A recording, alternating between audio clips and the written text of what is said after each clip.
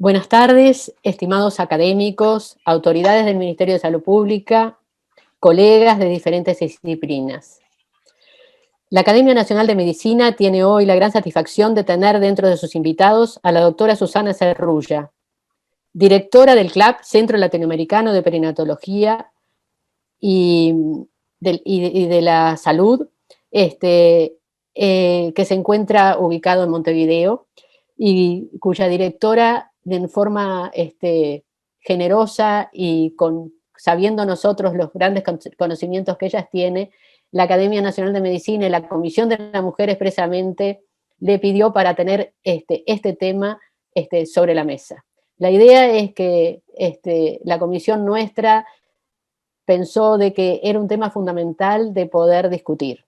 Y fue así que la doctora Serrulla nos comunica con la doctora Margaret Arilia, que va a ser la que nos va a dar hoy la conferencia, que como ustedes habrán visto en el anuncio, es psicóloga y doctorada también en salud pública y tiene una maestría psicosocial, investigadora del Centro Brasilero CEPRAP.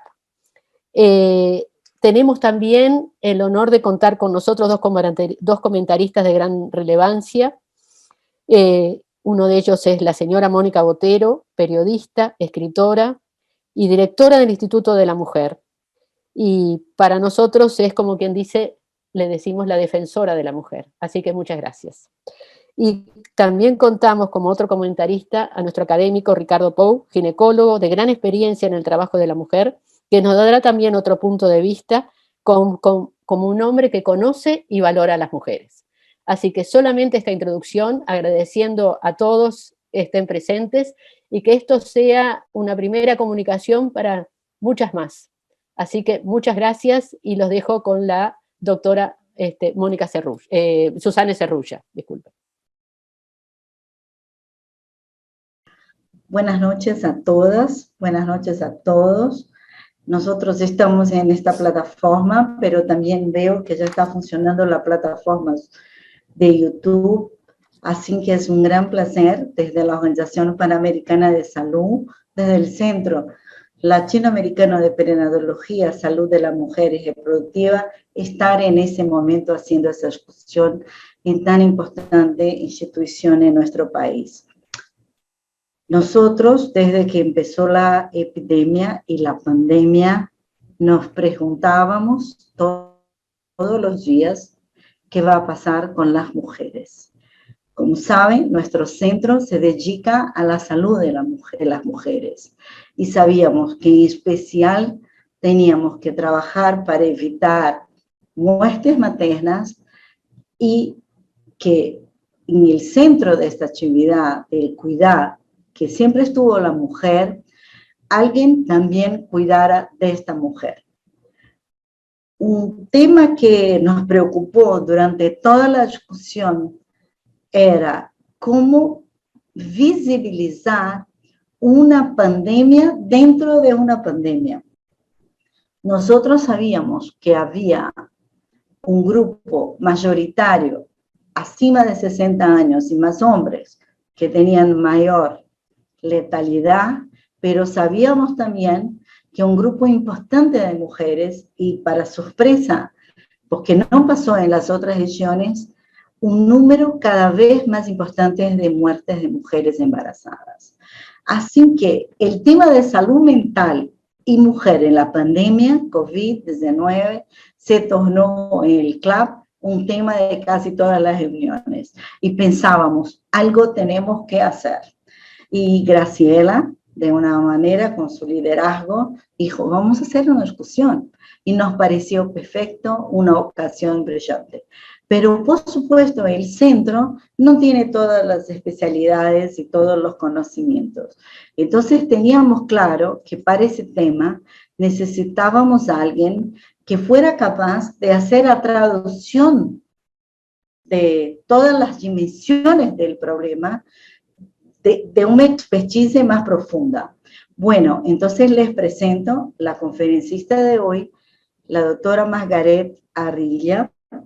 Es una persona que hace más de 40 años se dedica a los temas de sexualidad, de género, de salud reproductiva, de las políticas y derechos reproductivos, y está siempre un poco a frente con innovaciones. Y eso es algo que en especial vamos a ver en la relación que ella va a hacer con los diferentes campos de conocimiento. Como ya dijo Graciela, Margaret es una licenciada en psicología, seguí una carrera toda dentro de la academia, tiene después algo como una formación en psicoanálisis, una maestría en psicología en San Pablo y después un doctoramiento en ese campo, con énfasis en salud pública. Ha trabajado en varias áreas técnicas de salud sexual y reproductiva, representando en general, digo, la visión más amplia de los géneros, del género, de los derechos, y tuvo una experiencia en una institución hermana, en UFPA, durante algunos años en México, donde ha trabajado como una asesora regional para toda la región de Latinoamérica y Caribe. Después de eso estuvo centrada en un centro, como dijo Graciela, que se llama CEBRAP, Centro Brasileño de Análisis y Planificación, que es un centro en Brasil muchísimo importante, donde trabaja una persona icónica de nuestro país, de Brasil, Elza Bescó. Y de ahí, Margaret tiene una participación en varios de los consejos importantes de Brasil, el Consejo Nacional de Salud, que reúne todos los estados brasileños, los consejos latinoamericanos como el CLACAI, la Asociación Brasilera de Estudios Populacionales, un conjunto. Pero hay un tema que creo que mientras nosotras hablábamos sobre quién sería la mejor persona, yo creo que ella trae de más novedoso, que es la necesidad de articular esas diferentes dimensiones de la salud mental con otros campos disciplinares, como la psicología social, el psicoanálisis, la salud pública, la antropología y la demografía.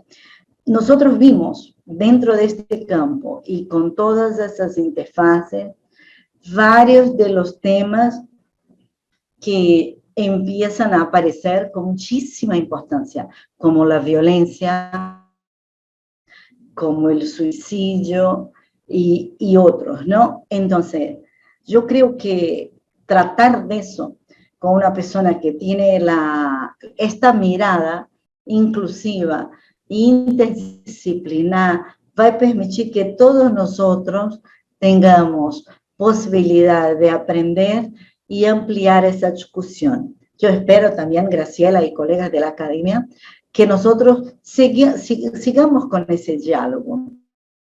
Nosotros con Margaret mismo estamos preparando algo que es una revisión sobre el tema, buscando de alguna manera enmarcar para que los tomadores de decisión den el valor necesario, ese cuidado de la salud de las mujeres en esa pandemia tan larga, ya más de 1 año y medio, creo que sigue hasta el 21. Ojalá 22 no hablemos más de eso. Así que les presento Margaret, le dejo el micrófono y me pongo también a disfrutar de aprender con ella. Muchas gracias.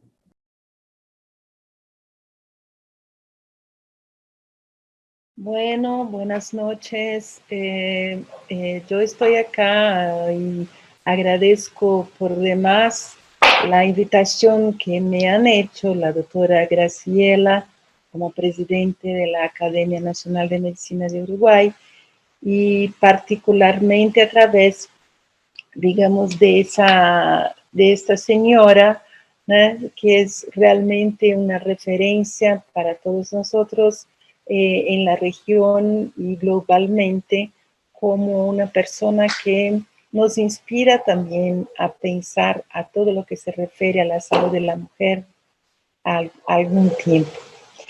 Yo estuve escuchando todas las, digamos, los comentarios que acaba de me hacer, la descripción que me ha hecho, y creo que ha sido muy generosa.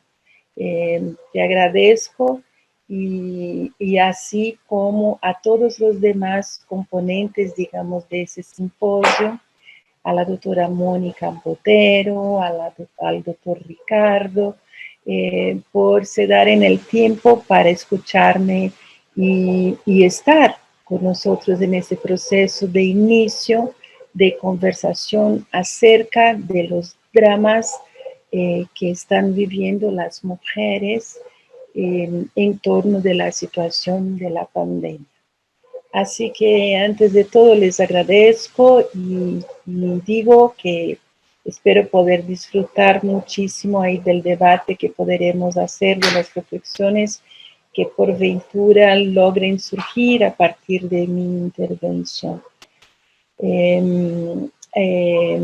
Apenas quiero agregar a todo lo que la doctora Susana ha hablado, el hecho de que en ese momento participo del NEPO, el Núcleo de Estudios de Población, el Saberco de la UNICAMP, que es desde donde estoy haciendo ahora las investigaciones y los trabajos más específicos en torno de la salud mental, incluso un trabajo con los estudiantes del área de ciencias sociales de la universidad, y agrego también mi experiencia clínica, ¿no?, durante varios años, y que me inspiran muchísimo para traer elementos a más para el debate. Compartir. Perfecto, doctora. Bueno, muy bien. Entonces, ese es el título que pusimos, Salud Mental de las Mujeres y COVID-19, impactos y retos en ese proceso, ¿no? Yo, antes de todo, les digo que quiero que se quede bien claro también que en este proceso de pensar lo que está pasando con las mujeres o con la COVID, no puedo dejar de agregar lo que son mis marcadores personales, las modalidades de inserción teóricas y políticas que he tenido a lo largo de las décadas de mi vida, ¿no? Bueno, de alguna manera la doctora Susana hizo un poco esa descripción, pero ahí está lo que quiero agregar como dos conceptos que son centrales en todo el proceso de lo que hemos desarrollado a lo largo de esas décadas, que fue a partir de los años 80, haciendo parte de lo que era el movimiento de mujeres en Brasil, agregar en la construcción del SUS, del Sistema Único de Salud, toda una discusión acerca de la relevancia de lo que serían los principios de la integralidad y de la equidad, asociados a todo lo que era la estructuración de la condición femenina, sus relaciones con el mundo y con sí mismas, la condición de sujeto. En ese proceso, en ese momento, todo lo que era la autonomía sexual y reproductiva de las mujeres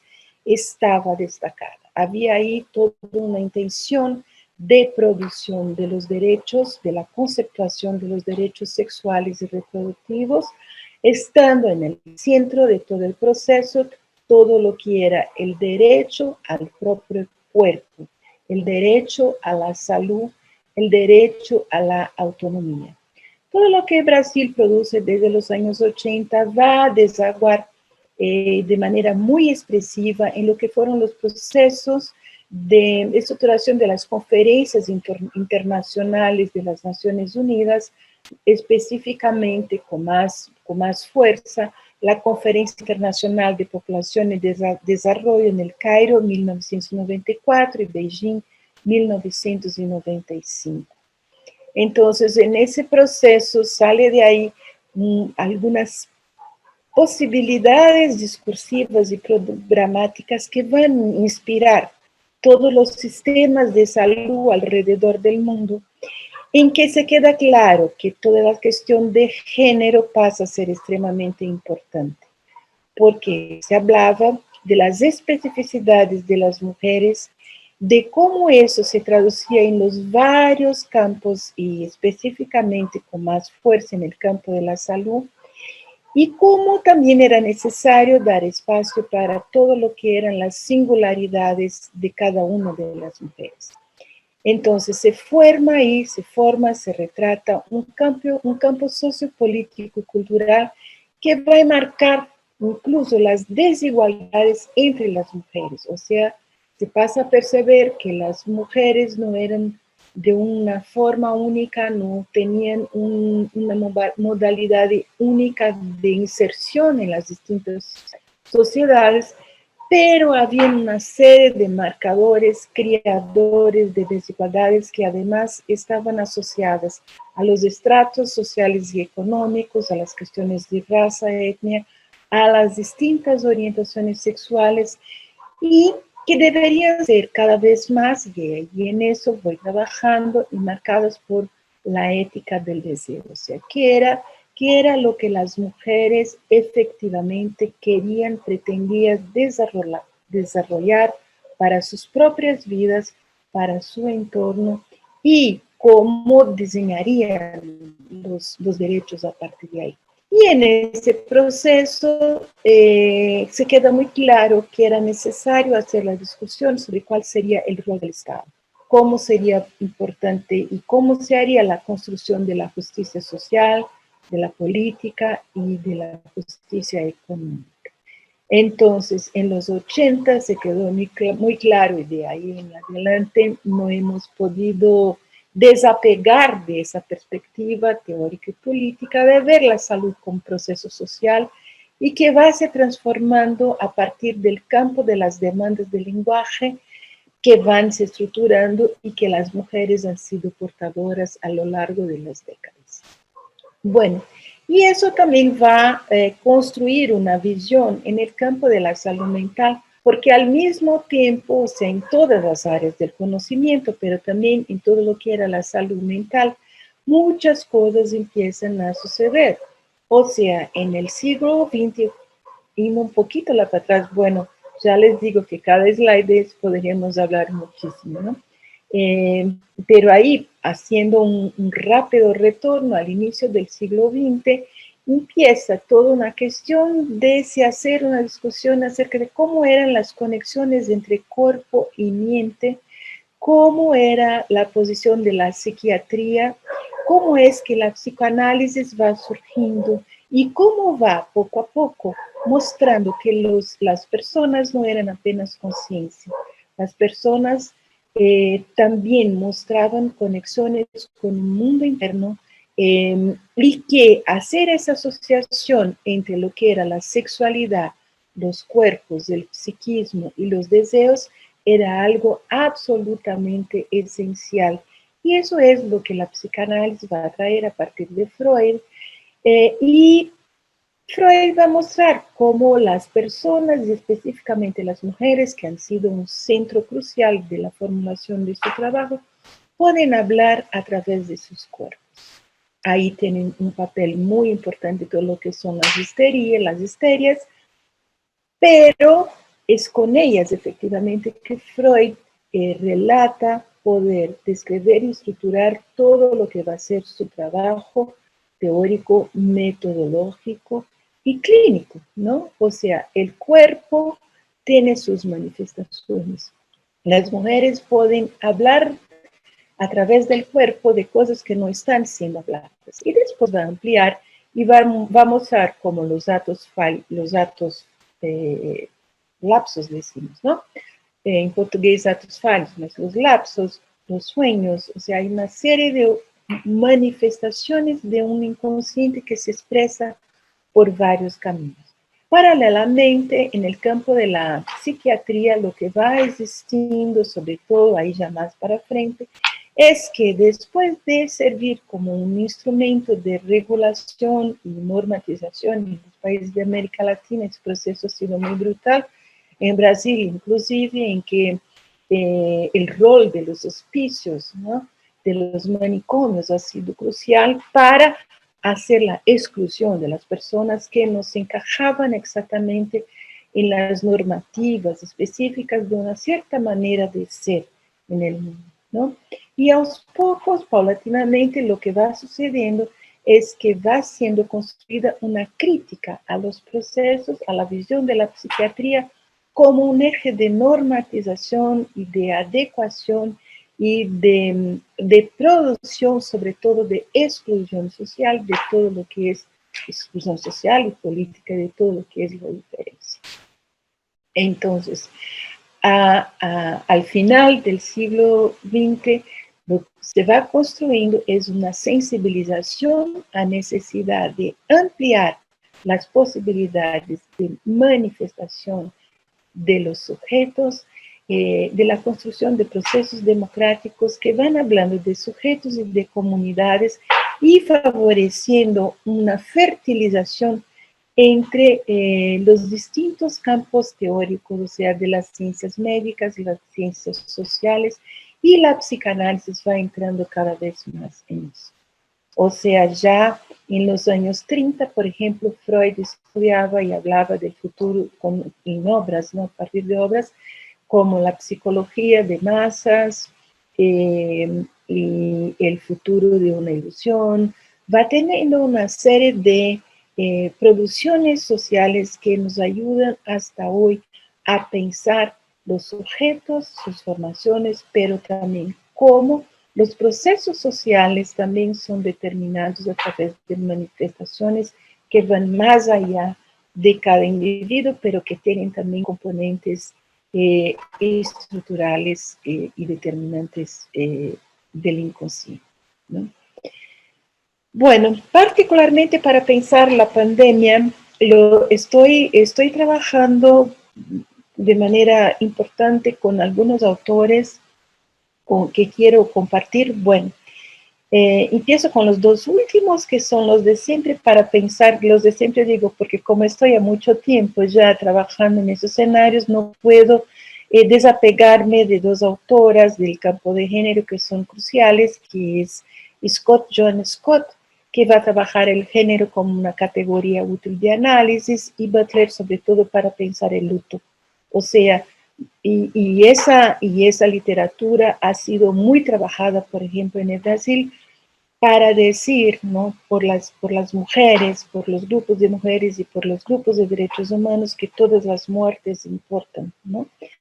Se problematizó todo lo que era la importancia del luto, la importancia de decir que no valía simplemente hacer desaparecer las muertes como si nada estuviera sucediendo en cada uno de nuestros países, sobre todo en América Latina.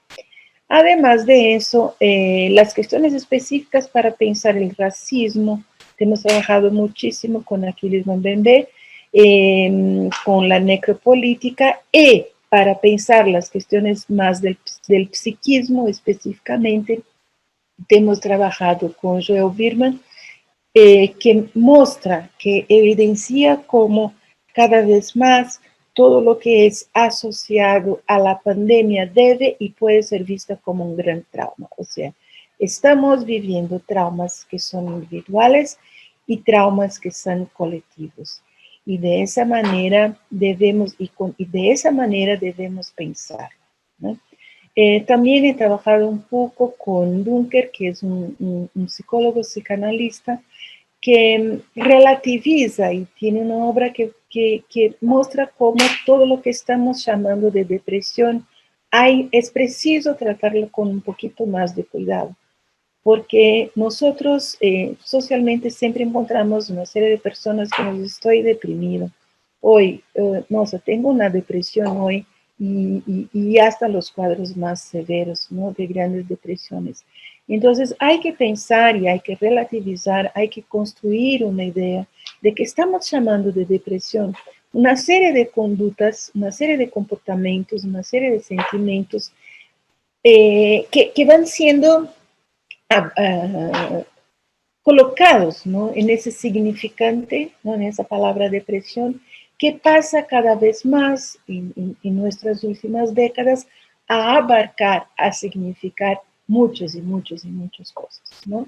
Y en el campo realmente de la pandemia estamos trabajando con eso y hay que empezar a separar un poco lo que es la depresión patológica, que podría ser algo transmitido, ¿no?, familiarmente, del sufrimiento que todos nosotros estamos teniendo, ¿no?, del malestar civilizatorio que estamos enfrentando repentinamente, que se nos fue ofertado sin ninguno poder de decir quiero, no quiero, puedo, no puedo. Estamos viviendo de manera brutal todos los impactos de la pandemia. Pero tenemos que pensar en esos dolores, y ahí voy para Mario Eduardo, sin necesariamente pensarlos como psicopatológicos. O sea, estamos pasando por un sufrimiento psíquico o un sufrimiento mental que debe ser visto más allá de todo lo que es considerado la patología. Lo bueno de esa pandemia es que nos ha colocado justamente diante de la posibilidad de que, como nunca se ha hablado de la salud mental. Luego al principio se escuchaba en la media de que, bueno, la cuarta onda sería la onda de la salud mental.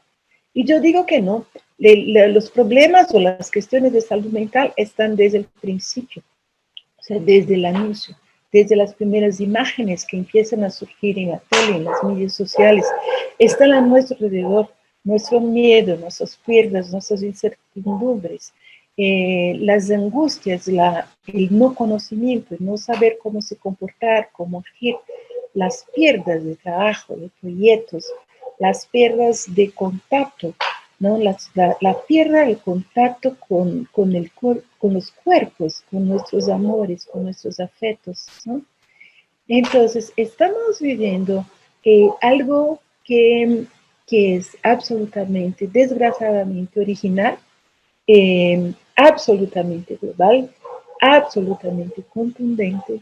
Y, por ejemplo, les digo que hemos pasado los del área PSI por una situación muy particular en que por primera vez en nuestras vidas estábamos viviendo cosas que nuestros pacientes también estaban viviendo. O sea, esto y todos los pacientes, y todos nosotros, todos los colegas, en todos los lugares.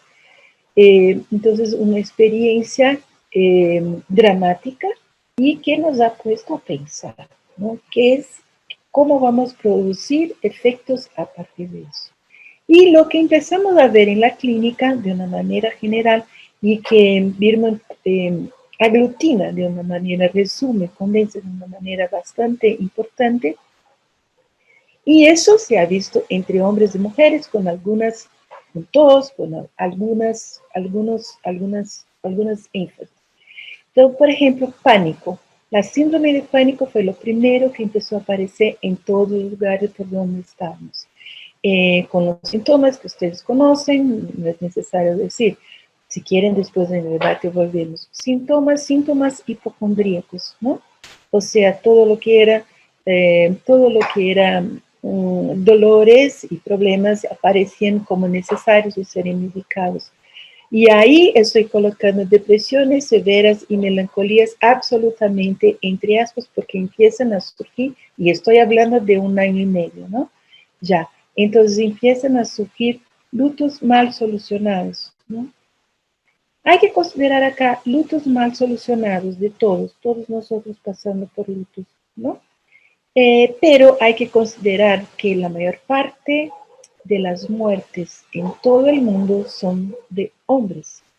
Por tanto, las mujeres están pasando por lutos, desgraciadamente para ambos, ¿no? Pero las mujeres están pasando por pierdas repentinas, por pierdas absurdas en situaciones deplorables, ¿no? En todos los sentidos. Sobre todo por las poquísimas condiciones de estar en contacto con los seres que fueron retirados de su convivio, por la forma como el sistema de salud ha manifestado sus noticias, ¿eh? pero imponderable de las cosas que van sucediendo. O sea, es importante pensar que de esas muertes, por tanto, las mujeres han sido sacadas, o sea, han sido retiradas del convivio por muerte, ¿no? De sus padres, de sus abuelos, de sus maridos, de sus parceros, de sus hijos. Y están por ahí, procesando, sábese cómo, los lutos que han vivido, ¿no? ¿Qué tipos de apoyos los sistemas de salud pública han podido ofertar? Bueno, vamos a volver a eso. El incremento de rituales obsesivo-compulsivos, sobre todo al principio de la pandemia, en que la cuestión de la limpieza se puso ahí y que las personas más o menos por ahí también pudieran depositar, significar un poco a más de lo que era necesario, ¿no? Buscando controlar todo lo que les afectaba de miedo, de paura, buscando controlar a partir, metafóricamente, ¿no? Algún sufrimiento o todo el sufrimiento que padecía en ese momento. Una otra forma de reaccionar a eso ha sido, bueno, voy a cuidar de mí, ¿no?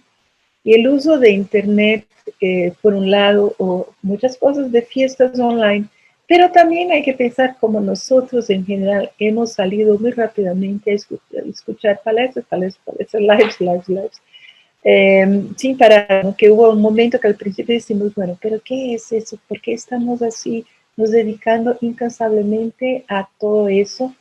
O sin darnos espacio para el cansancio que ya empezábamos a tener. El mayor uso de drogas lícitas e ilícitas también ha sido un problema, un incremento del uso de ansiolíticos y antidepresivos, un consumo mayor o menor de alimentos, o sea, la literatura va mostrando un poco cómo esa ha sido la reacción también y que podemos, eso es muy chistoso, ¿no? Porque podemos ir viendo todo eso en nuestras condiciones. La presencia anormal, ¿no? La necesidad de busca de algunas compensaciones, por ejemplo, la cuestión de las relaciones con animales domésticos. Otra cosa importante, bueno, que surge y que aparece en todos los momentos, en todas las medidas y que empieza a surgir en los estudios, es el incremento de la agresividad y de la violencia. Desgraciadamente, eso parece ser que surge mucho más de la población masculina. Bueno, y ahora, después de un año y medio, estamos empezando a enfrentar lo que podría ser las vertentes de retorno, las vertentes de sufrimiento psíquico a partir del reto de tener que volver al trabajo. Entonces, eso, por ejemplo, hemos visto muchísimo entre los maestros, ¿no? Maestros de las escuelas, y que están diciendo que, a ver, no quieren dejar, y sobre todo las mujeres, ¿no? Porque son maestras, básicamente, ¿no? No quieren dejar sus trabajos y al mismo tiempo tienen que volver, pero no quieren enfrentarse con lo que van a encontrar. No es apenas la cuestión del contagio del COVID, y eso es una cosa extremadamente importante a decir, o sea, todo parece como si fuera el miedo del contagio. No, lo que pasa es que presentan el miedo de enfrentarse con niños que presentan un rebajamiento en su proceso de aprendizaje, niños que presentan piernas y que están, por lo tanto, también extremadamente desolados, desamparados, desalentados y deprimidos. Y, digamos, empiezan a hacerse esa pregunta a las mujeres: ¿qué estoy haciendo en mi vida? ¿Por qué voy a retornar a ese trabajo? ¿Qué es lo que tiene sentido efectivamente para mi vida, del tiempo de mi vida? ¿A dónde voy? ¿Para dónde voy? O sea, esas son las preguntas que las mujeres empiezan a hacer sorprendentemente también, ¿no? Bueno, y hay también todas las mujeres y todas las personas que están siendo sacadas brutalmente del mercado de trabajo. Entonces, son las mujeres que están se quedando sin trabajo, sin para dónde retornar, ¿no? Y al mismo tiempo tienen la sobrecarga de la manutención de sus hogares, con todos, digamos así, los costos físicos, psíquicos y económicos de sobrevivir física y emocionalmente, muchas veces afectados por la propia enfermedad, habiendo sido víctimas del COVID, ¿no? Así que estamos diciendo que están siendo criadas, aquí ya tengo la depresión, aquí entre comillas, ¿no? Porque más bien estamos hablando de sufrimientos psíquicos de toda orden. Y lo que estamos diciendo es que han sido creados nuevos lenguajes y nuevas subjetividades, en que entran en una escala de relación y no aislado, o sea la pandemia nos está dando la posibilidad de hacer de una manera más coherente esa agregación, ¿no? De la salud mental o de los impases, digamos, de angustia, de lo que Freud decía la neurosis de angustia. Freud llamaba lo que tenemos hoy como síndrome de pánico, hablaba de la neurosis de angustia, ¿no? Entonces tenemos la angustia, tenemos nuestras incertidumbres, tenemos ansiedades, angustias, los lutos, y las depresiones, vamos a llamarlas así, o todo lo que es ese conjunto de sufrimiento que no tiene para todas las personas espacio para ser procesado. Pero de todas maneras, por lo menos eso está sobre la mesa. Las personas pueden sí hoy decir, me siento mal, me siento angustiada, no sé qué hacer, no sé qué tengo, no sé para dónde voy. El no sé, ¿no? Pasa a ser algo legítimo, pasa a ser algo aceptable, pasa a ser algo posible para las mujeres, que sin embargo luchan con ellas mismas, porque al mismo tiempo se sienten en la necesidad de estar en procesos productivos que las incluyen. No quieren estar paradas en el desempleo, ¿no? Y tienen que lidiar todo el tiempo con las cuestiones de la reproducción biológica, de qué hago con mi cuerpo, o sea, ¿qué voy a hacer? ¿Quiero tener hijos? ¿No quiero tener hijos? Estoy embarazada, ¿y ahora? ¿No? ¿Cómo voy a hacerlo? ¿Cómo voy a cuidar de los hijos que tengo? ¿Con quién voy a hacerlo? ¿Instalada dónde? ¿Con qué parceros? ¿Con qué amigos que no puedo ver? ¿Con gente que no puede estar para ayudarme? Lejos de sus familiares. Vamos nos dando cuenta del tamaño, ¿no? Del tamaño de las angustias que empiezan y se renovan cada vez más con nuevas demandas, ¿no? Y en eso hay, ¿dónde está la presencia o la ausencia o imposibilidad incluso de acceso al Estado? O sea, ¿dónde están las personas que tendrían que ir a sus estudios, ¿no? Los jóvenes. ¿Qué ha sido de los jóvenes y de las jóvenes? ¿Cómo lidiar con todas las cuestiones de su sexualidad, de sus afectos? Llega un momento que no quieren más estar en lo que es simplemente los contactos virtuales. Pero ¿a dónde voy a ejercer mi sexualidad? ¿Qué tipo de sociabilidad voy a poder tener? Tengo que estar acá en la casa. Soy vigiada por mis padres. Y además, por colaboración con la pandemia, tiene que estar. Entonces, ¿cómo lidiar con tantos conflictos que están surgiendo todo el tiempo, ¿no? Dentro de eso, como decía, no podemos olvidar de todas las desigualdades sociales y de la poca justicia económica que hay de manera general en toda la América, en las Américas de una manera general, ¿no? ¿Qué puede surgir en el escenario de aislamiento, de necesidad de cuidar de sí y de su entorno? Mucha violencia física y mucha violencia psíquica. Entonces, lo que tenemos que pensar es cómo hacer para que esa violencia psíquica, o sea, para que la represión de una con una misma, de sus afectos y de su sufrimiento, no acontezca. O sea, cómo hacer para que tenga espacios para poder hablar de todo lo que le pasa, ¿no? Y la cosa más importante, o una de las cosas más importantes, es ayudar a las personas a hablar de sus lutos.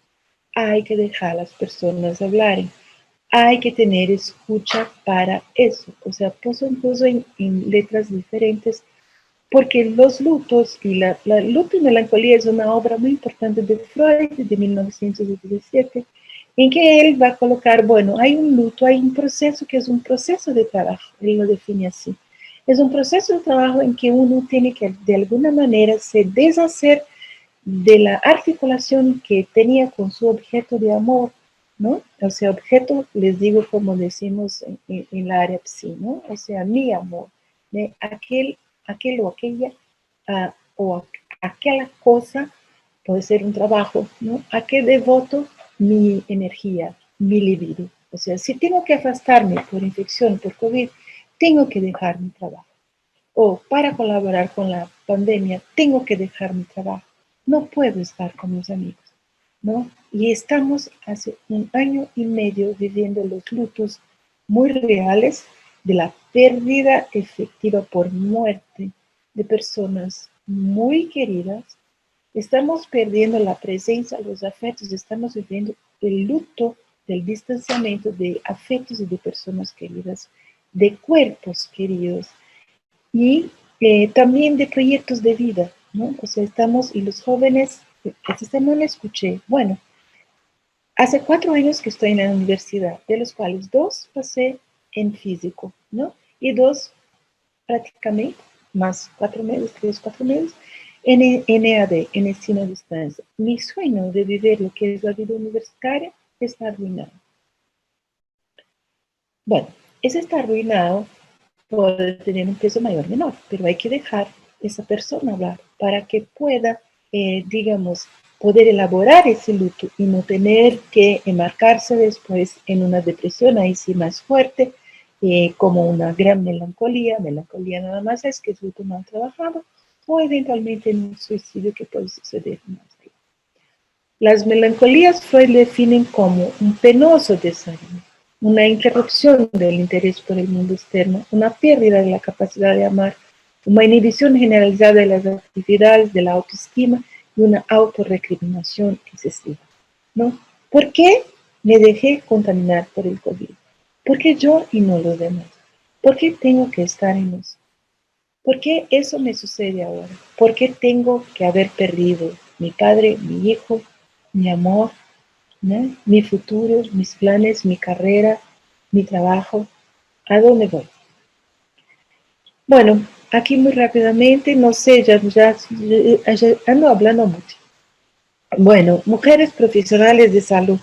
O sea, de todas las mujeres profesionales de salud, las enfermeras, es importante decir, las enfermeras son aquellas que presentan un mayor grado de sufrimiento, ¿no? Y eso es así en todo el mundo. O sea, las enfermeras tienen 2 veces más riesgo de suicidio comparadas con las mujeres de la población en general.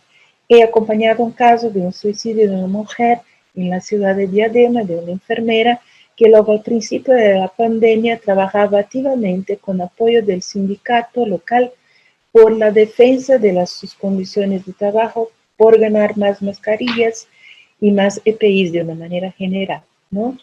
Y bueno, y resulta que esa mujer explode y se suicida exactamente adentro de un establecimiento de salud, lo que ha impactado severamente todo el servicio de salud de la ciudad.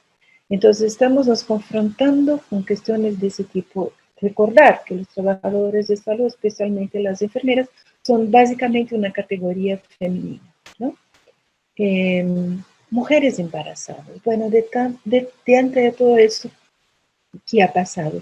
Las mujeres, sí, embarazadas, ya sabemos que están sufriendo muchísimo, o sobre todo en el primer año, porque han tenido poca información sobre el virus y su transmisión, lo que genera una gran inseguridad sobre las posibilidades de transmisión, una reducción del acceso a los tratamientos preventivos y las consultas prenatales, agravando todo el proceso de su seguridad o de su inseguridad.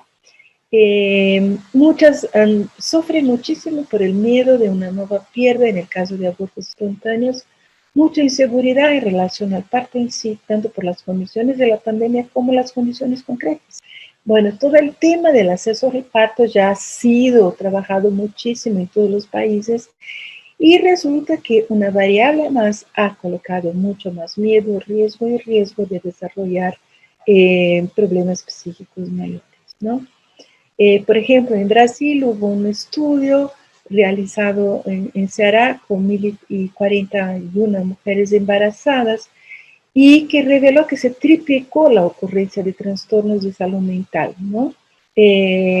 Justamente describen ahí una serie de aspectos que también fueron descritos, y en eso creo que hay algunos problemas con la producción de estudios, porque justamente esos episodios que se ven presentes en las mujeres son, digamos, 3 veces más, son justamente aquellos que aparecen en la población en general también como con un alto grado de incremento. Así que hay que trabajar con algún cuidado en esa producción y análisis, porque si no pasamos a decir, bueno, son las mujeres que están desarrollando más, o son las mujeres embarazadas que, ¿eh?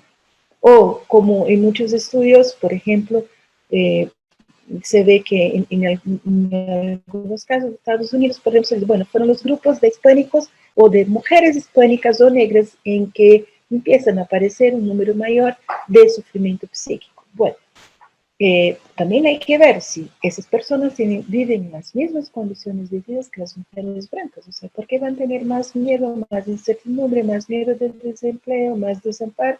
Si las condiciones de vida, si comparadas con las mujeres blancas, son mucho peor, ¿no? Cosas que pueden estar agravadas, los miedos no recibir atención prenatal, miedo de contaminación, o sea, cuanto mayor el número de personas, o sea, las cosas más o menos obvias, o sea, no es que las mujeres son seres más susceptibles a la instabilidad emocional, y eso es necesario tener mucho cuidado para eso. Claro, y además, ¿cómo no deja de serlo si lo que se sabe, por ejemplo, tomando los datos de Brasil, es que hay un incremento importante de los óbitos maternos según la fase de la gestación y del puerperio, ¿no? Entonces, ahí en el azul más oscuro tenemos las embarazadas, más claro las puérperas, y aquí ustedes empiezan a ver cómo hay un número mayor, ¿no?, de presencia de los óbitos maternos en 2021. En realidad eso va también creciendo con la configuración de nuestra epidemia, así que también es difícil hacer esa distinción porque la epidemia, el gráfico de la epidemia en Brasil tiene más o menos también esa configuración, o sea, hemos tenido más muertes en 2021 que en 2020.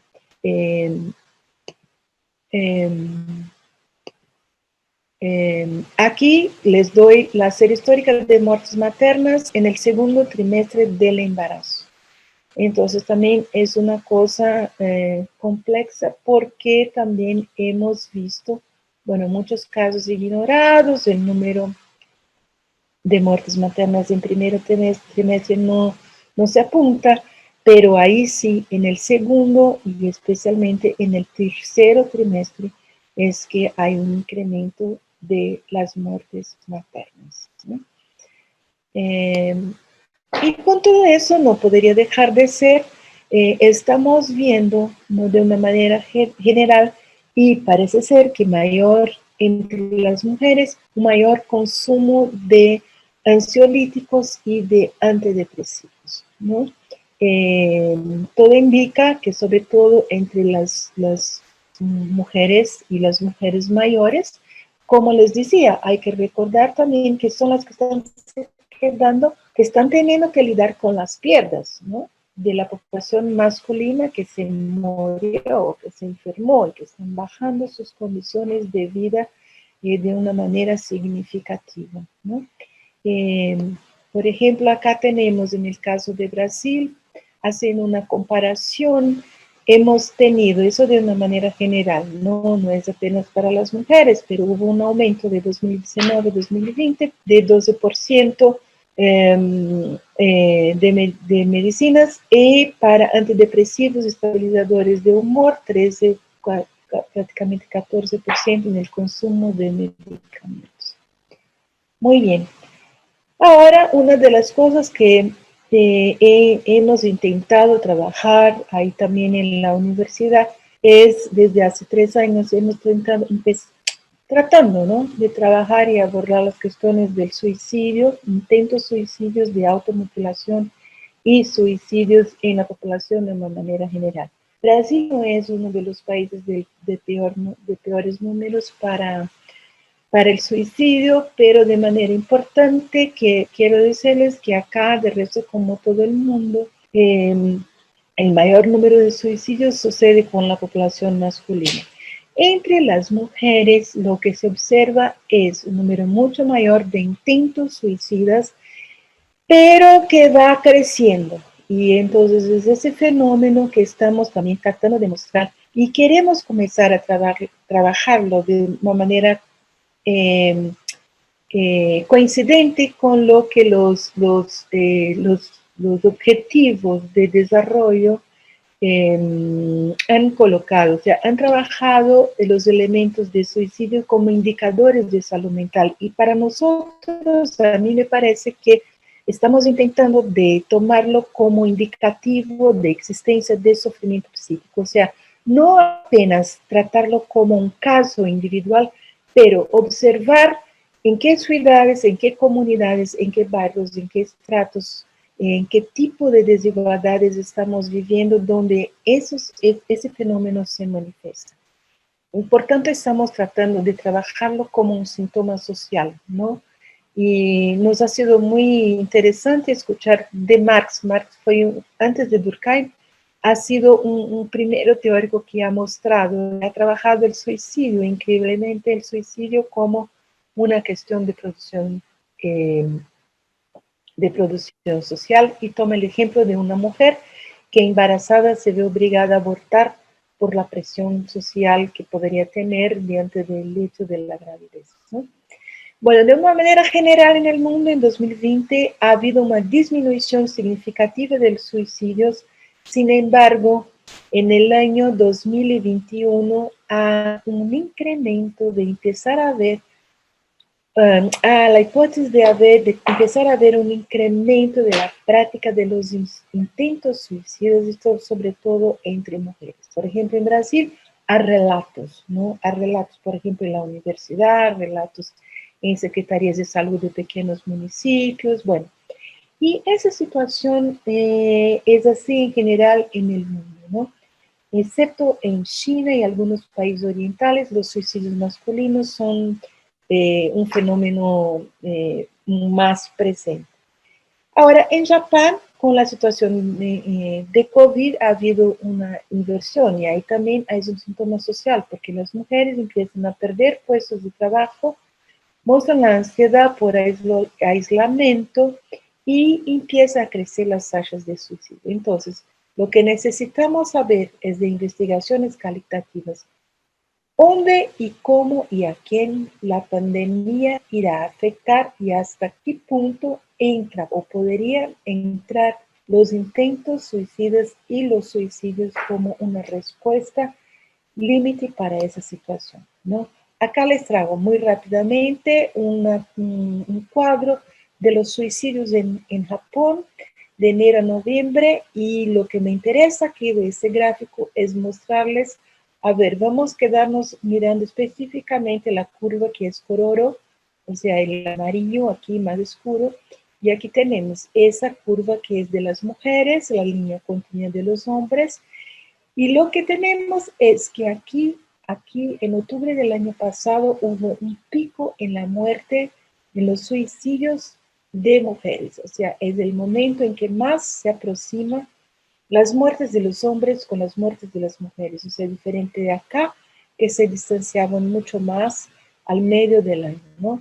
O sea, ese pico va demostrando posiblemente un fenómeno, el efecto límite de una situación social, de la situación de las mujeres en Japón. O sea, fueron eliminadas del mercado de trabajo de manera sustantiva, han se quedado en edad reproductiva de manera aislada, con sus hijos sin trabajo y sin el apoyo familiar, que ya no tenían mucho, y resulta entonces que el suicidio les aparece como una salida importante. Bueno, todo eso, o sea, hay tanto para mirar, hay tanto para acompañar, hay tantos problemas que se están colocando como problemas de investigación Y ese seguramente es un de ellos. O sea, ¿qué harán las mujeres con su vida reproductiva y con su necesidad de seguir cuidando de sus hijos y de su propia vida, ¿no? Bueno, y les doy un poco la dimensión. O sea, si tenemos hoy, estamos hablando desde 9 de julio, ¿no? Si tenemos muertes alrededor del mundo, si vamos para 4 millones, digamos, para hacer un cálculo de muertes, sí, siempre podemos pensar que en torno de cada muerte hay 4 o 5 personas mínimo sufriendo por esa muerte. Estamos teniendo en el planeta más o menos 20 millones de personas que están viviendo lutos por esas muertes concretas por COVID, ¿no? 20 millones de personas pasando por un luto. Y si tomamos las infecciones y también todo el luto de la distancia del trabajo, luto del desempleo, luto del distanciamiento social, luto por perder sus afectos, las crianzas viviendo el luto por perder las madres que están aisladas durante la infección, podemos decir que tenemos cerca de 15% de la población global viviendo lutos decorrentes de situaciones vividas por la infección. Rápidamente, ya saben que mi país, infelizmente, es de los que ha tenido el peor desempeño en América, en las Américas. Bueno, viene ahí siendo seguido por Colombia, Argentina y los demás también que ya conocen ustedes la situación, ¿no? Pero es importante decir, y eso es dramático, que muy pocos países están haciendo, bueno, pocos para mí, ¿no? Están haciendo la colecta de las informaciones desagregadas por sexo. Eso nos deja en muy mala condición de pensar el fenómeno como tal. O sea, si siquiera están colectando los datos por sexo, ¿cómo vamos a pensar cómo esa muerte se agrega en una determinada comunidad, en un determinado barrio, en un determinado lugar, ¿no? Y ya sabemos que las mujeres van a sufrir estos impactos menos visibles de la pandemia. La violencia doméstica, la pobreza en sí y las responsabilidades que están tomando a cargo, ¿no? En el día a día de la vida suya y de los demás. Bueno, tomo aquí 4 países que tienen condiciones muy distintas de desarrollo. Tomo primero Perú, México, Estados Unidos y Alemania. Y bueno, claro, la muerte de los hombres es siempre el azul más oscuro son los hombres, después las mujeres. Y claro, bueno, ahí seguimos teniendo los hombres como muriendo más que las mujeres, pero atención que, bueno, no tenemos que nos alegrar ni por unos ni por otros, pero es curioso notar que en países donde supuestamente habría más desarrollo y habría más igualdad, ¿no? Vemos un número más homogéneo de muertes de la población masculina y de la población femenina, ¿no? Mirando aquí Perú y México y mirando aquí Estados Unidos y Alemania, hay una diferencia que nos pone a pensar. Y ya tomo otros 2 países, Guatemala y Cuba, que también nos dan desdobramientos por sexo, para ver que llama la atención que Cuba tiene una cosa muy diferente, que es mayor número de muertes de mujeres jóvenes en edad joven, ¿no? O sea, jóvenes.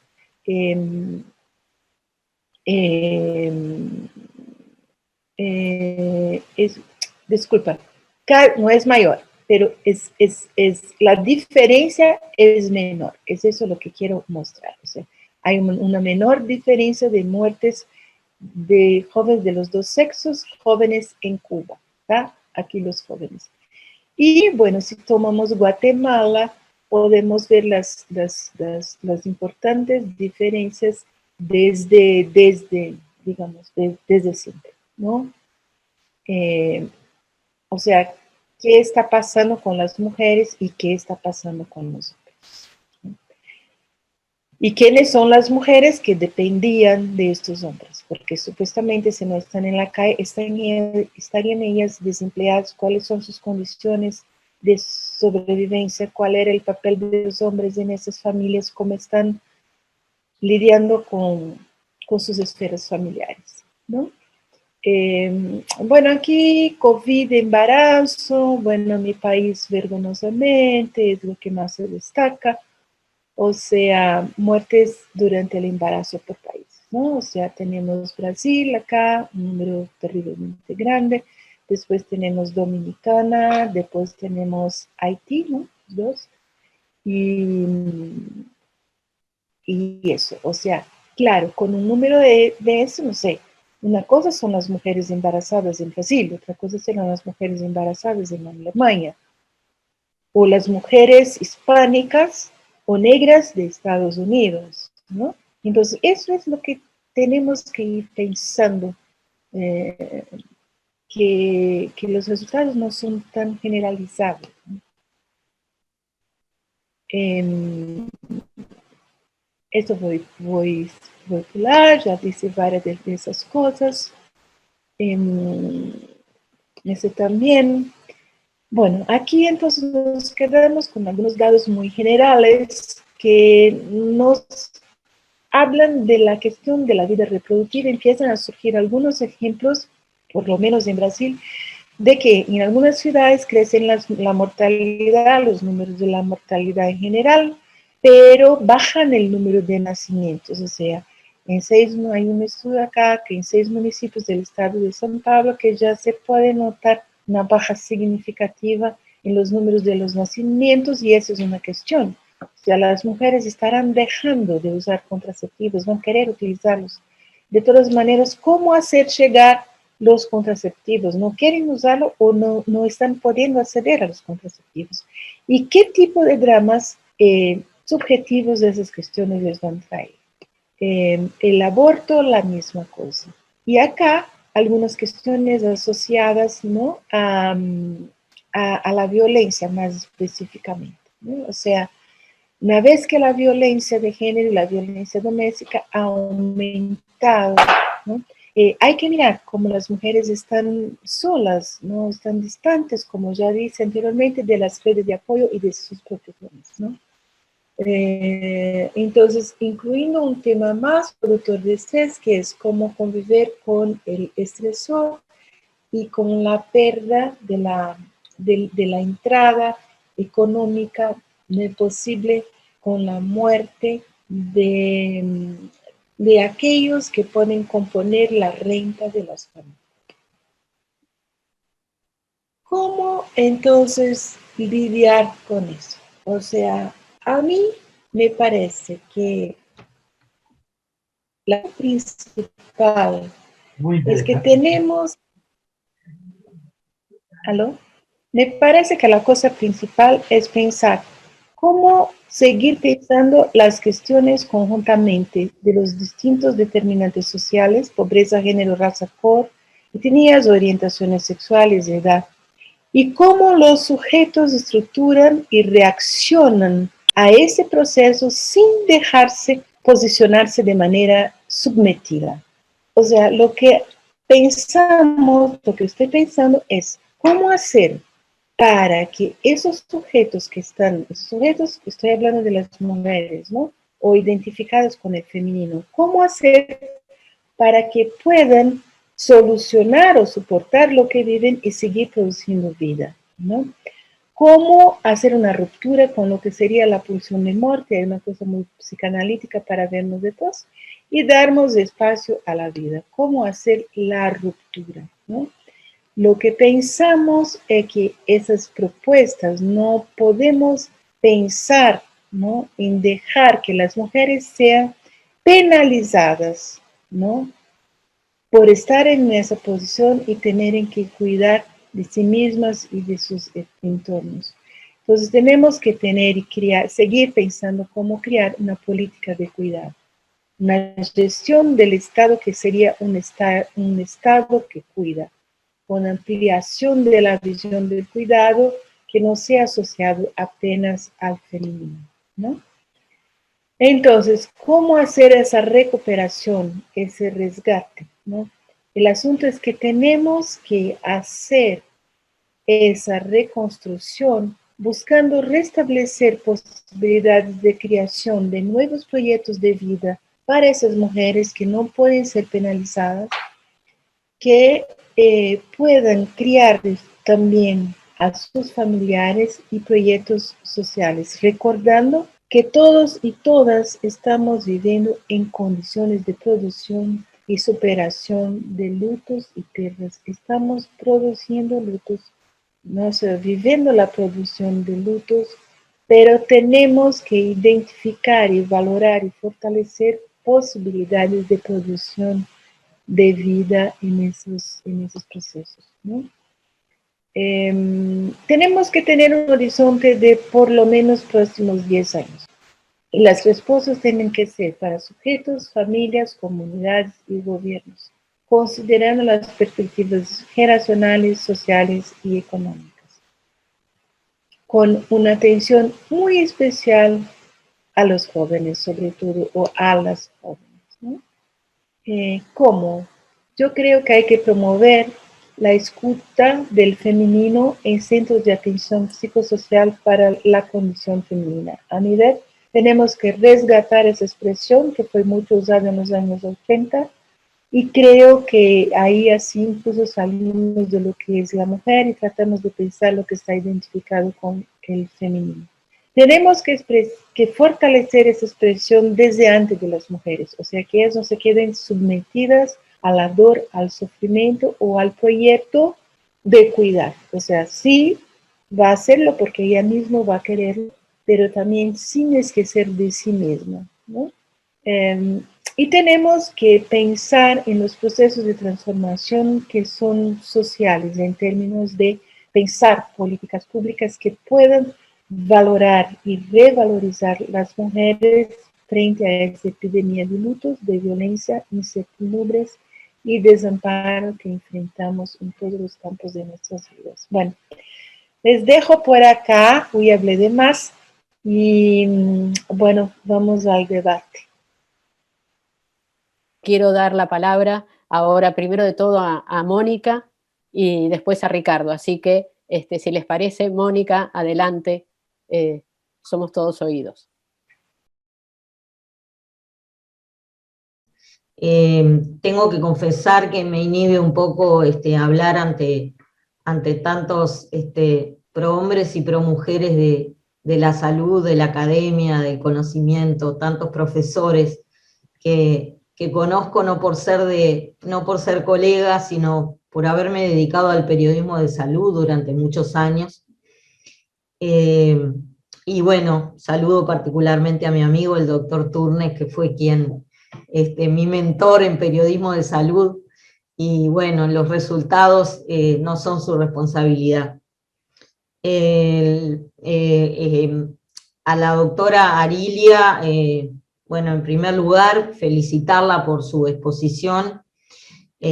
Como activista de género, escuché con gran empatía su presentación, pero además la verdad es que me gustaría andar con una grabación o con usted misma dando vueltas por el Estado para que en el Instituto de las Mujeres nos escuchen las propuestas y vean que no somos solo nosotros quienes estamos proponiendo determinadas políticas, que es nuestro trabajo, y bueno, es un trabajo que no termina. Las feministas estamos en situación de evangelización permanente, y bueno, estas cosas son reconfortantes, que vengan de planteos desde estudios académicos y científicos que confirman lo que desde las políticas públicas hacia las mujeres en América Latina hemos estado intercambiando. Yo quería comentar algunos de los planteos de la doctora Arilia, que tienen que ver no específicamente con la salud mental, sino con la condición de la mujer en general. Hay tantas cosas sobre las que quisiera comentar, pero bueno, vamos a elegir. Hay una afirmación que me llamó particularmente la atención de la exposición, y es el dato de que el 15% de la población está viviendo un luto en este momento. Creo que es una idea y una sensación que todos podríamos confirmar desde nuestra vivencia. Y que ni que hablar que el luto, nos referimos al luto también como un proceso que junto con la incertidumbre, creo que son las dos palabras que más ha pronunciado durante su conferencia. Y eso, como desafío para quienes son los responsables de generar políticas de salud mental, es algo que no se debe desconocer.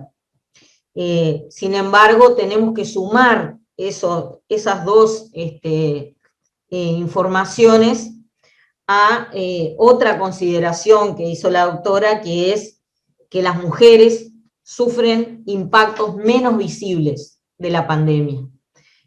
Uno de los miedos de quienes estamos mirando el transcurso de esta pandemia con perspectiva de género es una de las preocupaciones en particular, es que quizás los números que tienen que ver con la salud somática están mostrando una cosa, y hay toda otra realidad que no surge de los números, que quizás surge de una observación un poco más aguda y de estudios que necesariamente deberán ser cualitativos, que nos están mostrando una realidad que afecta a la mitad de la población de manera global.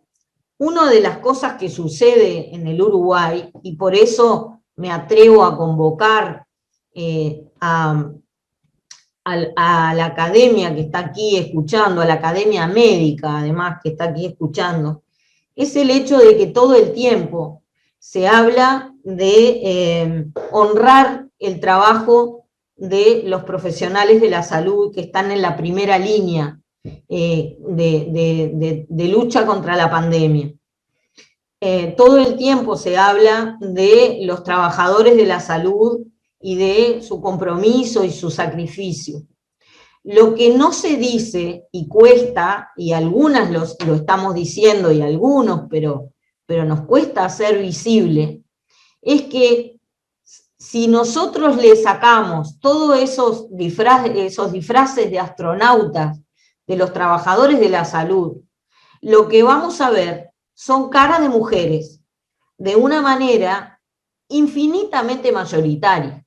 Nosotros tenemos que pensar que más del 60% de los médicos son médicas, que más del 80% de los enfermeros son enfermeras, que más del 90% de los auxiliares de servicio de los centros de salud son mujeres auxiliares de servicio, y supongo que debe andar, no tengo el número, pero alrededor del entre el 60 y el 70% de los trabajadores del área administrativa de los centros de salud son trabajadoras.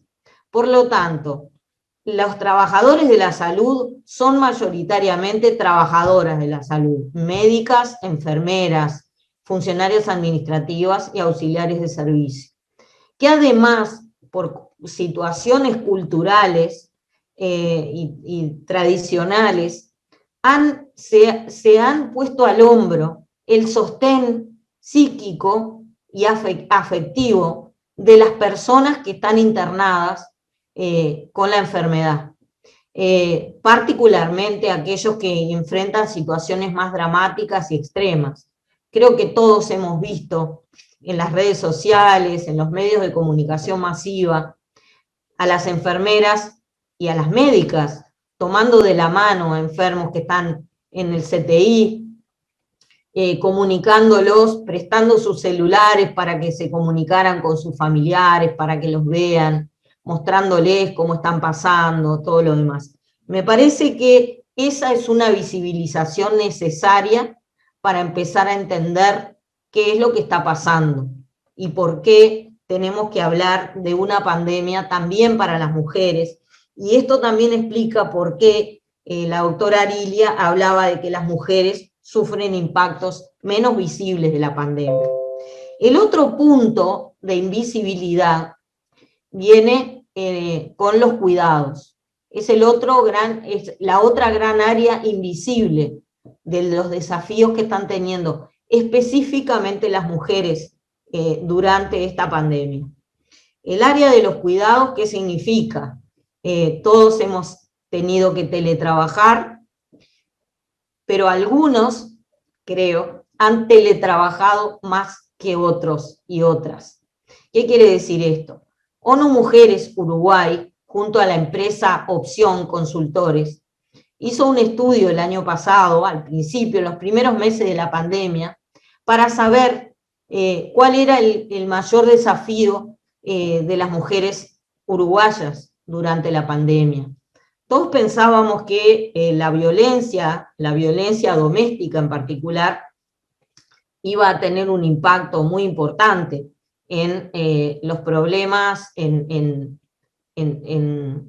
los desafíos propios de las mujeres durante la pandemia.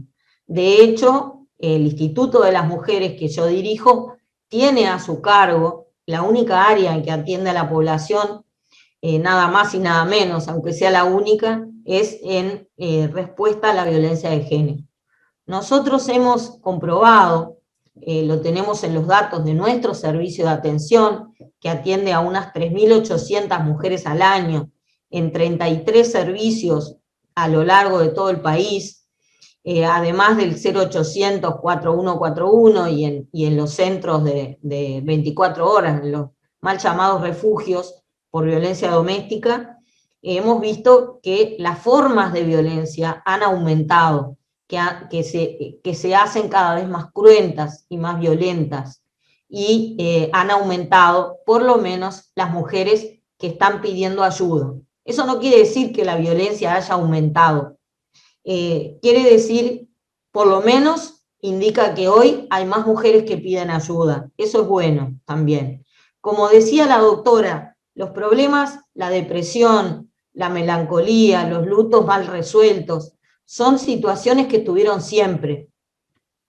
Hoy las estamos viendo, más allá de que se han extendido.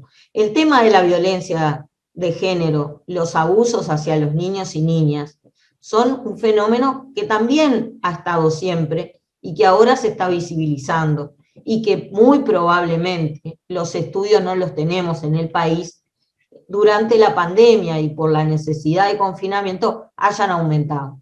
Sin embargo, haciendo esta puntualización, el gran desafío para las mujeres no fue el enfrentar más situaciones de violencia doméstica, que también, pero mucho más ha sido el de los cuidados, lo que llamamos las feministas el trabajo no remunerado. ¿Qué quiere decir esto? Lo llamamos así porque antes se decían las tareas propias de las mujeres.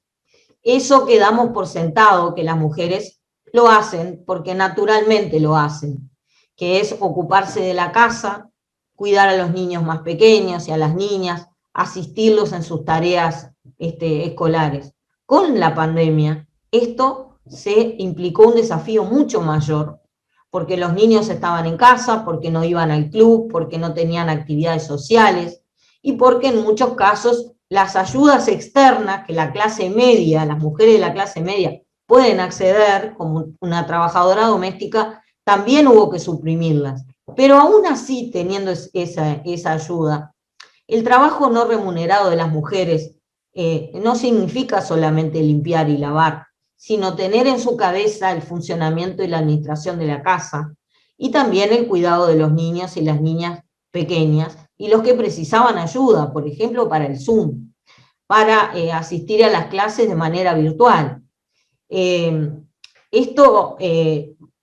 no ha estado en un Zoom mayoritariamente con mujeres y con niños que se le suben encima, mientras ella está hablando de temas de ingenieros o de sociólogos, o de lo que sea?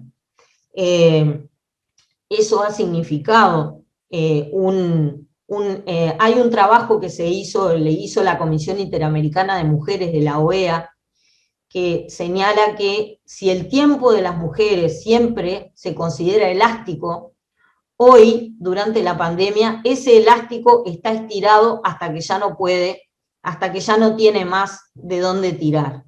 Porque el trabajo no remunerado de las mujeres significa el tiempo de una persona, el tiempo que muchas veces podríamos estar dedicando a un trabajo remunerado, o, y mucho mejor todavía, que podríamos estar compartiendo.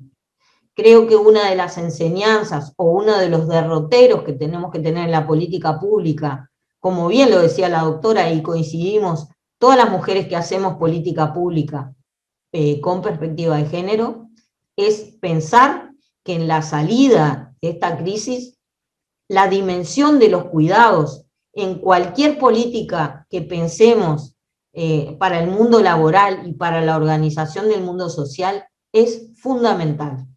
En primer término, si queremos construir sociedades más igualitarias y más justas, y garantizando el acceso, la igualdad de oportunidades sustantiva, esto es, en los hechos, tenemos que pensar en políticas que incluyan la responsabilidad de los cuidados.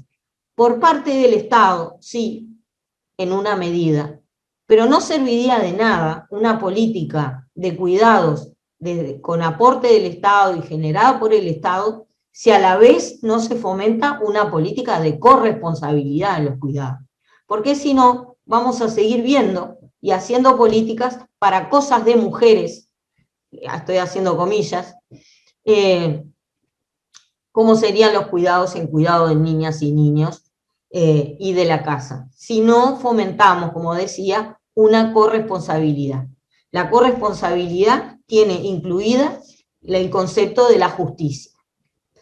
Y no podemos trabajar en políticas de salud mental tampoco si no resolvemos el tema de los cuidados y lo pensamos como un problema de todos. El otro les decía que me parece importante destacar, primero, el rol de las trabajadoras de la salud visibilizadas como mujeres en su inmensa mayoría. Segundo, la dimensión de los cuidados como una necesidad para las políticas públicas de cualquier tipo que se formulen post pandemia. Y tercero, que por fin la salud, los profesionales de la salud, y discúlpenme el atrevimiento porque le estoy hablando a tantos profesores, como aprendizaje post pandemia debería incorporar la dimensión de la salud mental en el tratamiento médico de cualquier tipo de patología. Yo he notado como usuaria y como periodista de temas de salud durante muchos años que muchas veces los médicos no psiquiatras han tendido a minimizar o a desestimar, o quizá no lo tienen visibilizado, la dimensión de la salud mental de determinados problemas que estamos planteando. Eso me parece fundamental porque la salud mental va a tener, creo yo, y perdónenme el atrevimiento, va a tener múltiples expresiones. Este luto, esta angustia y estas incertidumbres creo que van a empezar a expresarse en determinadas formas de cáncer, en determinadas patologías, quizá infecciosas, en determinados, en problemas, ni que hablar, ¿no? En problemas de contracturas musculares, bueno, habrá una serie ni hablo, por ejemplo, del área de la gastroenterología, que supongo que ya se debe estar expresando, lo que pasa es que todos sabemos que está limitada la atención en salud cuando son casos no agudos, pero creo que todo eso sería importante que empecemos a leerlo también desde la salud mental y tratando de entender que estas pueden ser manifestaciones o consecuencias de lo que la pandemia nos va a dejar, y como decía la doctora, pensarlo con una dimensión de aquí a los próximos 10 años. Y por otro lado, me parece importante que empecemos a considerar el manejo de las cifras, el manejo de los indicadores, de una manera discriminado por sexo, porque creo que allí vamos a aprender muchas cosas.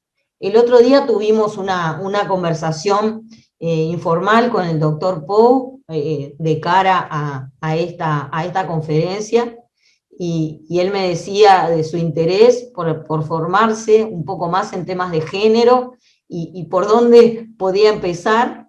Y una de las cosas que le dije es que empezara a buscar cifras discriminadas, y ahí va a encontrar muchas cosas, en salud y en lo que sea. Si nosotros hablamos, por ejemplo, vamos a hablar de algo bien concreto, que es, por ejemplo, las cifras de desempleo. Si nosotros miramos la cifra de desempleo en Uruguay, está en el 11, algo por ciento, quizás alrededor del 12. Pero si miramos cómo afecta el desempleo a los hombres y a las mujeres, nos vamos a dar cuenta que entre sí hay por lo menos 3 puntos porcentuales de diferencia. Y eso siempre se ha mantenido. Para no hablar de la brecha salarial, y para no hablar también de lo que son las tasas de empleo. Las tasas de empleo entre mujeres y hombres tienen por lo menos un 15%, 15 puntos porcentuales de diferencia. Y cuando miramos las horas que las mujeres y los varones dedicamos al cuidado, al trabajo no remunerado, esa cifra queda invertida. Esto es, las mujeres le dedicamos el doble del trabajo no remunerado que los hombres. Y eso también implica una brecha salarial al final del día, que no está marcada en los números de ingreso. Y como eso, supongo que también debe suceder en las cifras de salud. Yo he tenido mucho contacto con el grupo de mujeres de la Sociedad de Cardiología del Uruguay, y aprendí de ellas y de los estudios que ellas han hecho sobre las diferencias, por ejemplo, en la forma en que se abordan los síntomas que pueden indicar un proceso de infarto, y la forma en que los profesionales de la salud consideran los síntomas de mujeres y varones. Ellas lo dicen de una manera un poco bruta, pero bien significativa, que cuando las mujeres van con algunos síntomas de este tipo que pueden indicar un proceso de infarto, las mandan con una pastillita abajo de la lengua.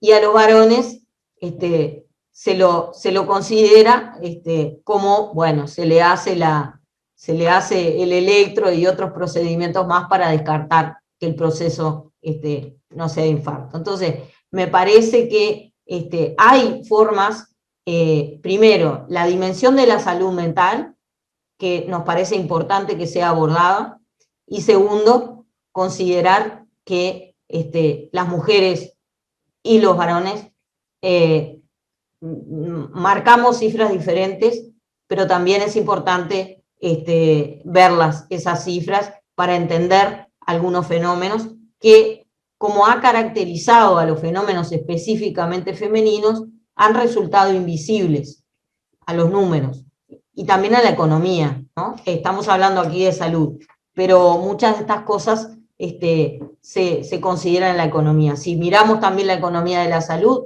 vamos a mirar que las políticas económicas, incluso de las instituciones, han prestado atención más a problemas que son típicamente masculinos que los típicamente femeninos. Eso no lo puedo demostrar, pero podemos hacer un estudio. Ya se le propuse al doctor Pou muchos estudios que podemos hacer para visibilizar este tipo de desafíos. Yo me quedo por acá, ya fui lo suficientemente atrevida con el tema, y agradezco y felicito a la doctora Margaret, y bueno, les agradezco por la oportunidad de poder hacer estos comentarios. 1.000.000 de gracias, Mónica, la verdad que un placer oírte, y ahora le damos la palabra entonces a nuestro académico Ricardo Pou. Voy a ser muy breve, digo, porque tanto la doctora Arila como Mónica han dicho casi todo.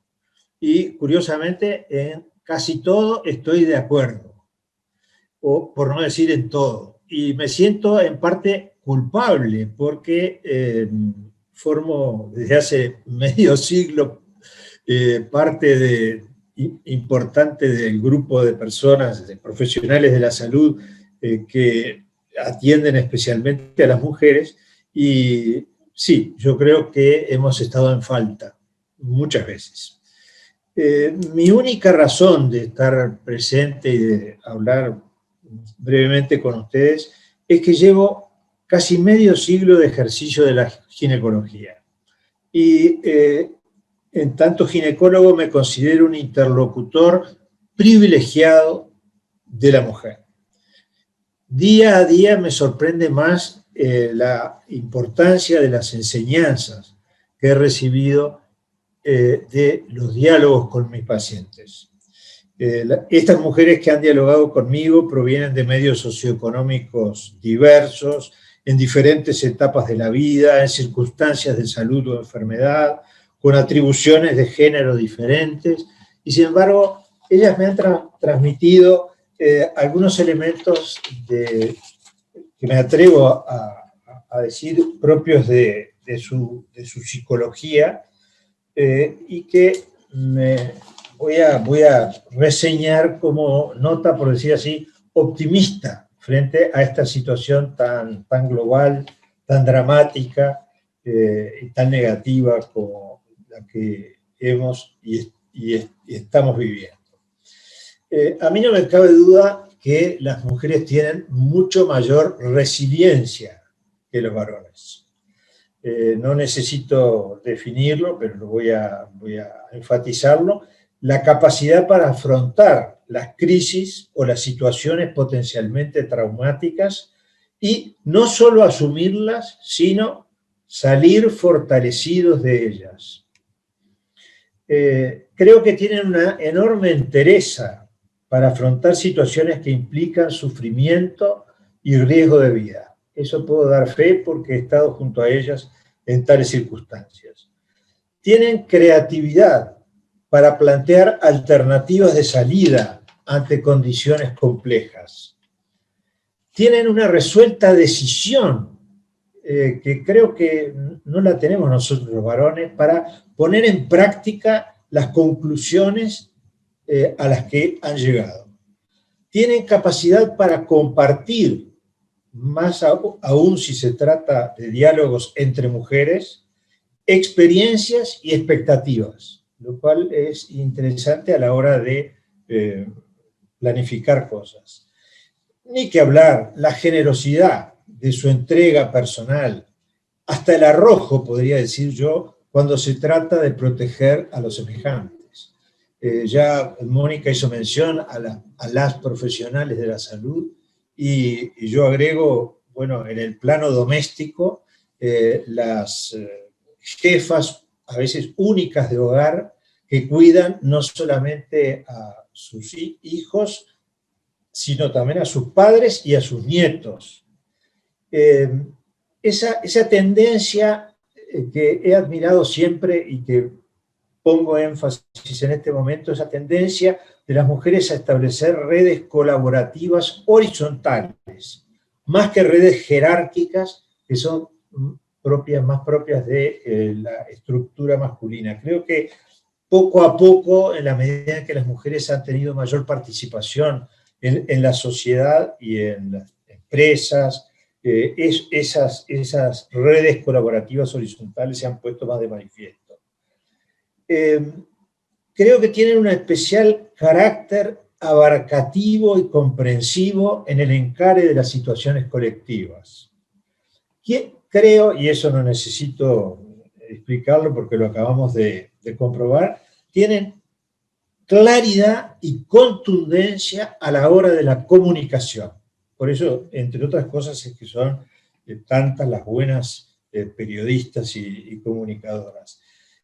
Son particularmente receptivas de los problemas de los otros, son buenas oidoras y además buenas mediadoras en el caso de conflictos. Sin duda, esa habilidad o particularidad que yo pienso que no es algo que con que las hayamos cargado, sino que viene de su condición, la habilidad de cuidar, de dar cobijo, de curar, de consolar. Creo que este conjunto de condiciones que yo, sin ser psicólogo ni psicoanalista, me atrevería a definir a punto de partida de mi experiencia de diálogo de tantos años como bastante típicas de la mujer, son las que nos van a dar salida y va a venir una vez más de parte de las mujeres a esta situación tan grave que hoy vivimos. Bueno, dado la hora, la verdad es que no nos da para seguir mucho tiempo más. Lo que yo les quisiera decir, Margaret, Susana, Mónica, Ricardo, hemos presenciado el inicio de un trabajo que es un gran desafío. Nos han abierto un camino y la academia se compromete a continuarlo. Así que lo que yo les diría es que Margaret, Mónica, y bueno, y de acá en Uruguay, Ricardo y bueno, no, y Mónica, veamos cómo podemos seguir este camino, que podemos hacer mucho, porque sabemos de que la academia en esto puede ayudar. Así que, bueno, muchísimas gracias a los 4 por haber estado presentes y les agradezco muchísimo y creo que nos vamos a ver pronto.